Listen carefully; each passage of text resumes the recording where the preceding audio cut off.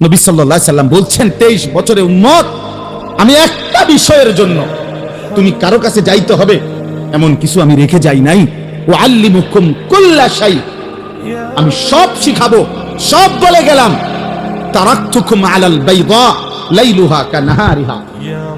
নবীজি সাল্লাল্লাহু আলাইহি সাল্লাম বলেন উম্মত আমি আলোকিত, ধবধবে ফর্সা, একটু মেঘ নাই, অন্ধকার নাই, কালো কোনো চিহ্ন নাই, এরকম পরিষ্কার ধবধবে আলোকিত একটি দিনের উপরে আমি নবী তোমাদেরকে রেখে গেলাম। লাইলুহা কানাহারিহা, খোদার কসম নবী বলছেন লাইলুহা কানাহারিহা। নবীজি বলেন উম্মত আমি তোমাদের রাত এবং দিন বরাবর করে গেলাম, বরাবর। রাত গভীরে যদি কোনো মাসআলা দরকার হয় সেটাও আমি নবী বলেছি, দিনের আলোতে যদি কোনো মাসআলা দরকার হয় সেটাও আমি বলছি। বাজার কেমনে করবা এটাও বলছি, টয়লেট বাথরুমে কেমনে ঢুকবা বাইর হইবা, ভিতরে কয়টা ঢিলা নিবা, কেমনে পানি ব্যবহার করবা আমি সেটাও বলছি। এমনকি রাত গভীরে একাকী স্বামী স্ত্রী কেমনে মিলিত হবা, এমনকি স্বামী স্ত্রীর মিলন শুরুর আগে কি দোয়াটা পড়বা আমি রাসূল সে কথাটাও বলছি। তাহলে আমি ছেড়ে দেই। ছেলেরা আবারও বলছি মোবাইলটা নিয়ে ব্যস্ত না হয়ে আমার দিকে তাকায় শোনো ভাই, অনুরোধ করলাম বাপ হাতের মোবাইলটা নামাও, আমার দিকে তাকায় শোনো দোস্ত, একটা মিনিট চেহারার দিকে তাকায় শোনো ভাইয়া। আমি জানি নওজোয়ান তোমরা আমারে মহব্বত করো, আমিও তোমারে মহব্বত করি, মহব্বত দুই দিক থেকে। আমি বিরোধী আর ওরা আমারে মহব্বত করে, তাহলে মহব্বত হইতো না, মহব্বত এত জমতো না। আমি ইহাं से तुम वहां से दोनों जानिब से इशारा हुआ, নিয়ম তো এটাই। মহব্বত পূর্ণ হয় বান্দা যখন ভালোবাসে আল্লাহকে, আল্লাহও ভালোবাসে বান্দাকে।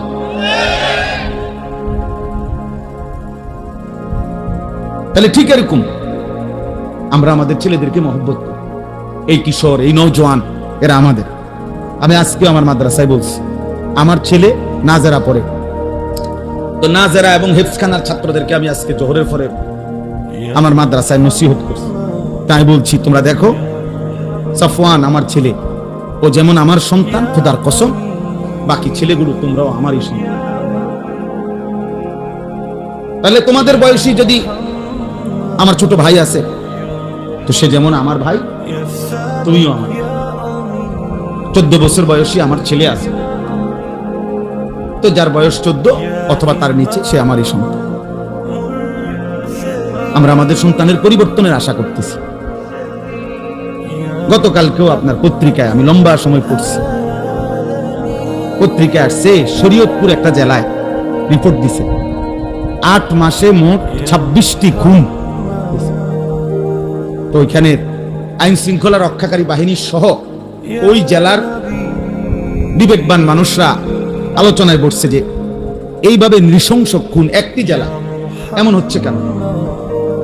প্রত্যেকেই বলছে কসম আল্লাহর, পত্রিকা এগুলো কোন হুজুররা না, জেনারেল শিক্ষিতরা মিটিং করছে। তারা মনে করেন পুলিশের লোক, আইনের বিভিন্ন লোকরা মিলে, সরকারি বিভিন্ন লোকরা, এলাকার নেতৃস্থানীয় মানুষরা প্রত্যেকেই একথা স্বীকার করছে যে ধর্মীয় অনুশাসন মুসলমানের পরিবারের মধ্যে নাই।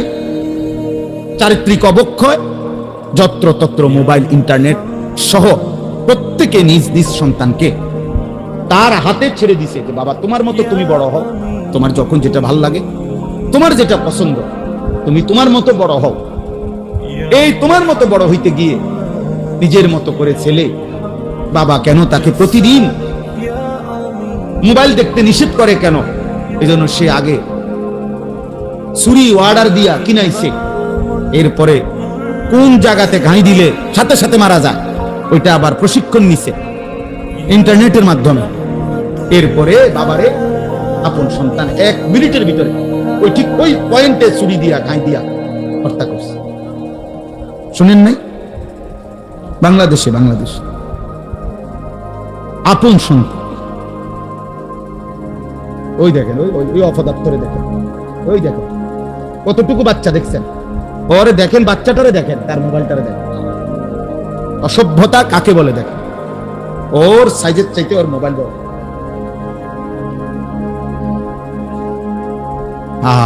কাকে বলে? গরুরে বলে না, ছাগলেরে বলে। ছেলেরা এটাও বুঝে।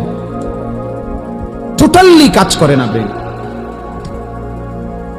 টোটালি কোনো কাজ করে। অসংখ্য ছেলে পেলে ভালো যাদের ব্রেনে এখন আর কোনো কাজ করে, ব্রেনে একটাই শুধু মোবাইল, নারী, ছবি, নাচ, গান।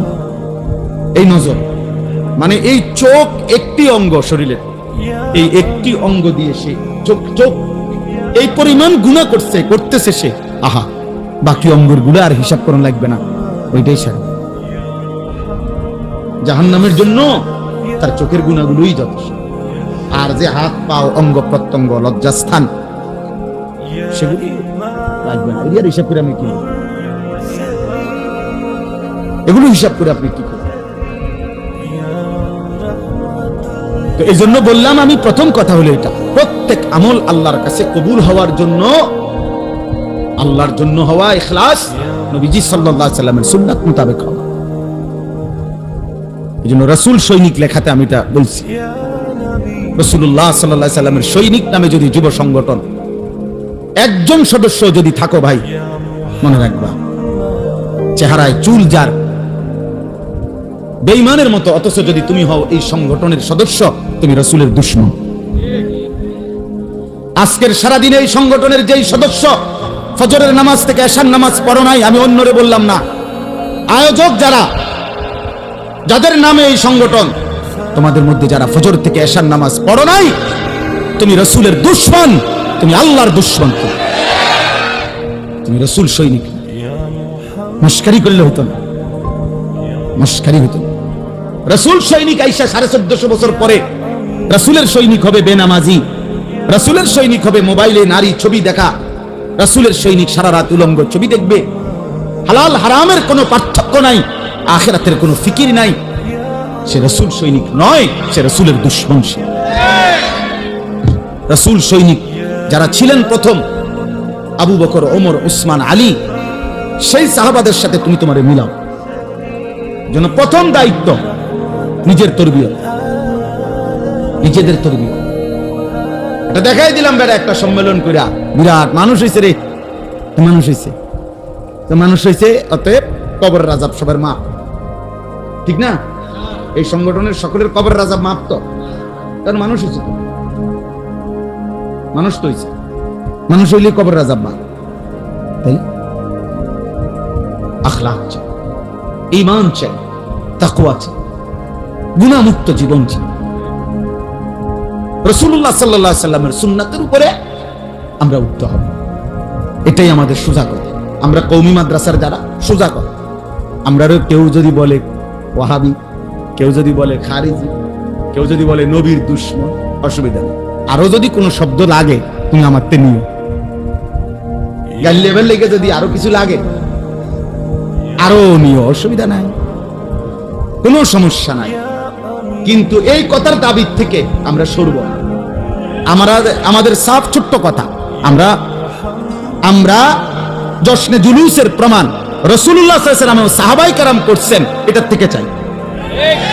সাফ কথা, আমরা মিলাদ কিয়ামের দলিল রাসূলুল্লাহ সাল্লাল্লাহু আলাইহি ওয়াসাল্লাম করছেন, সাহাবায়ে কেরাম করছেন, এটার থেকে চাই দলিল। সাফ কথা, আমরা এর দূরে কথা। আমি ফিটাফিটি দরকার, তুমি ভাত খাও, বিরিয়ানি খাও, জিলাপি খাও, খিচুড়ি খাও, আরো লও, দরকার হলে আরেক প্লেট লও, বাড়াইয়া লও, লাগলে একটা ডিম বাজ্জা লও সাথে, ঠিক না কথা? হ্যাঁ, লাগলে তুমি একটা জুস খাও, লগে দই খাও, বগুড়ার দই, কোনো সমস্যা নেই। তোমার খানা বন্ধ করার দরকার কি আমার? কিন্তু তুমি এটা প্রমাণ করতে হবে, গালি দিয়া, ধমক দিয়া, মাহফিলের স্টেজে কুদ্দা লাফায়া দুই চারজন শ্রোতার সামনে দুই তিনটা স্লোগান মারলে ইসলাম প্রতিষ্ঠিত হয়ে যায় না। ইসলাম এত মামুলি না।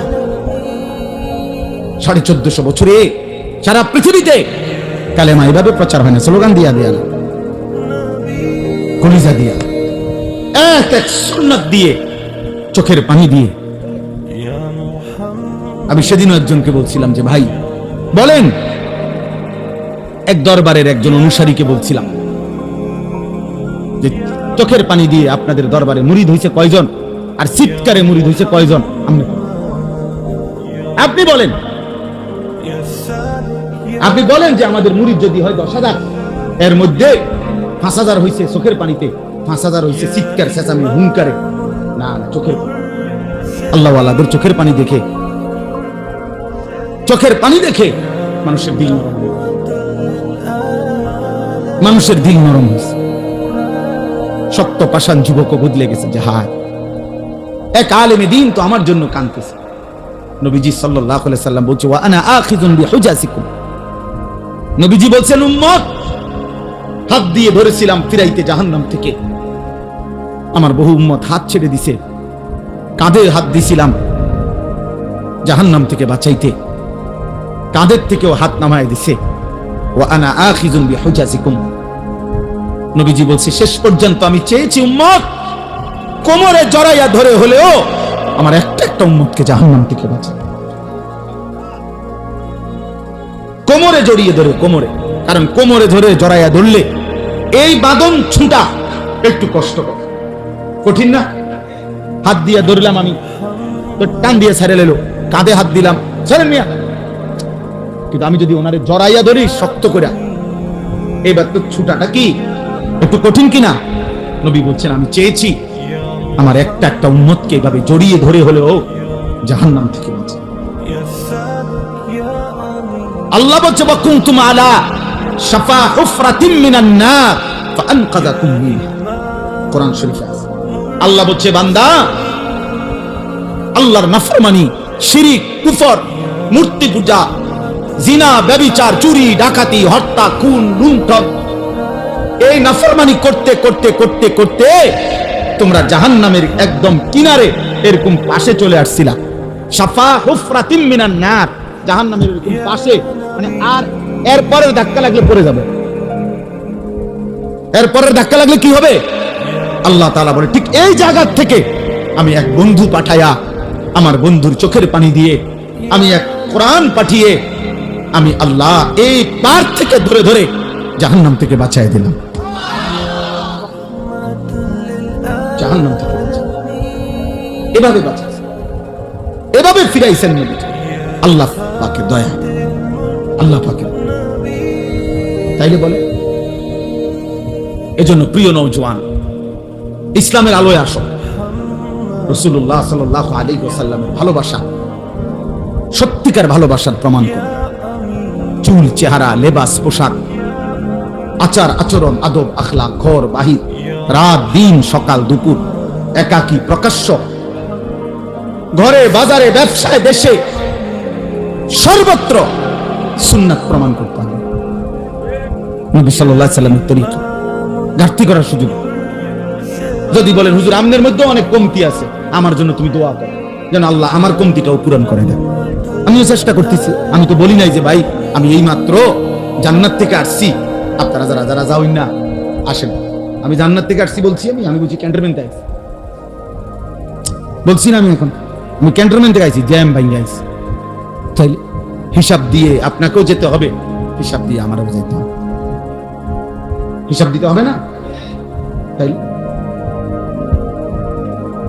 ওয়ায়াউমা ইউহশারু আ'দাউল্লাহি ইলান নারি ফাহুম ইউজাউন, আল্লাহ তাআলা বলে হাসরের দিন আল্লাহর দুশমনরা, তাদেরকে ফেরেশতারা ভাগে ভাগে, দলে দলে, দলে দলে তাদেরকে জাহান্নামের দিকে নিয়ে যায়, জাহান্নামের দিকে।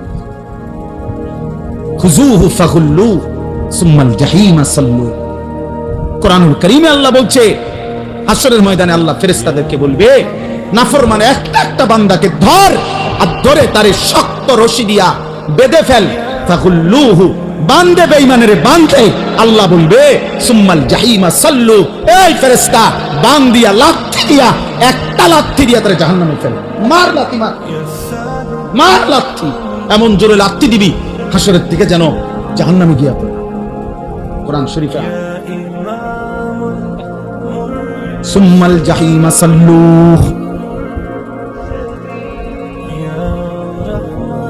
সুম্মা ফি সিলসিলাতিন যারউহা ৭০ যিরাআন ফাসলুকু, ফেরেশতা যখন ছুঁড়ে মারবে জাহান্নামে বেঁধে, খোদার কসম বন্ধু, কোরআনে আল্লাহ বলছেন আল্লাহ তখন জাহান্নামের ভেতরে যারা ফেরেশতা আছে, জাহান্নামের দায়িত্বে, সেই জাহান্নামের ফেরেশতাদেরকে এবার আল্লাহ বলবে 70 হাত লম্বা, 70 জিরাআন, 70 মানে 70 হাত লম্বা জাহান্নামের আগুনের শিকল দিয়ে নাফরমানকে আবার বাঁধো। ফাসলুকুহু, এইবার কুত্তার মতো পুরা জাহান্নামে ঘুরাও। ফাসলুকুহ, তারে ঘুরাও পুরা জাহান্নামের বাকি নাফরমান গুলাকে ঘুরে ঘুরে দেখাও।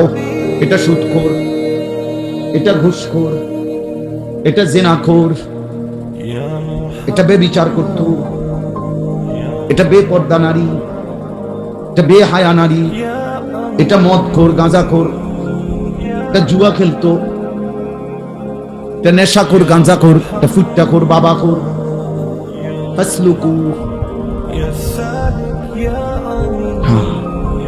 বারবার আল্লাহ বলছে বান্দা আমি ছেড়ে দেব না। বান্দা আয়াহসাবু আল্লান ইয়াকদিরা আলাইহি আহাদ, আল্লাহ বলে বান্দা কি ভেবেছে তার উপরে কোনো ক্ষমতা নাই? আল্লাহ যেন জিজ্ঞেস করছে বান্দা এতটা নাফরমানি করছো, কি ব্যাপার? তুমি কি ভেবেছো তোমার উপরে এখন আর কারো ক্ষমতা নাই? তুমি যুবক হয়ে গেছো, শরীর স্বাস্থ্য মজবুত হয়ে গেছে, কোন একটা দৌড় দিবা? হ্যাঁ, এই নি ভাবছো তুমি? আয়াহসাবু আল্লান ইয়াকদিরা আলাইহি আহাদ, সে কি ভেবেছে তার উপরে ক্ষমতা নাই? আল্লাহ বলেন বান্দা তুমি কেমনে ভাবলা? তুমি কি জানো না আমি রব্বুল আলামিন গোটা কায়নাত একই সেকেন্ডে পরিচালনা করি? তাবারাকাল্লাযী বিয়াদিহিল মুলক ওয়া হুয়া আলা কুল্লি শাইইন কাদির, সব কিছুর উপরে সমান ক্ষমতাবান। আল্লাহ বলেছে বান্দা আমি 7 আসমানের উপরে ফেরেশতা যখন হাঁটে সেটা যেমন দেখি, একই মুহূর্তে 7 তবক জমিনের নিচে যেই পিঁপড়াটা হাঁটে সেটাও আমি সমানভাবে দেখি।